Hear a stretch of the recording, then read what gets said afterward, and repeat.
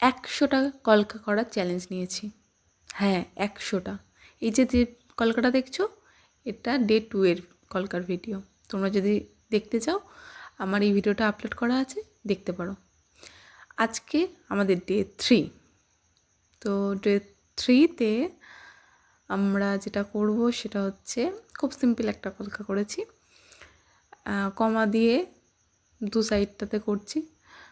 তোমরা নিশ্চয়ই জানো যে যখনই আমরা কোনো কাজ করব কলকার ক্ষেত্রে, তখন আগে ডান সাইডেরটা করলাম বা বাঁ সাইডেরটা করলাম, তারপরেই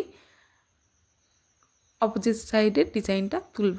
কারণ নইলে আমাদের ডিজাইন কিন্তু একই রকম হবে না। একটু যদি আমরা এক সাইডের ডিজাইন করার পরে আর এক সাইডের ডিজাইন করতে আসি, তাহলে কিন্তু ডিজাইনে একটু উল্টোপাল্টা হয়ে যাওয়ার সম্ভাবনা থাকে।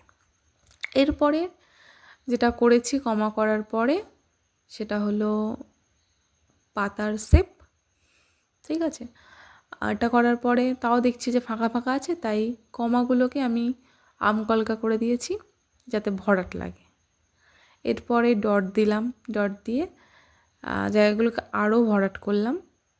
ঠিক আছে, এবং আরও যে ছোটো ছোটো জায়গা ছিল সেই জায়গাগুলোতে আমি ছোট্ট ছোট্ট পাতা করে দিয়েছি।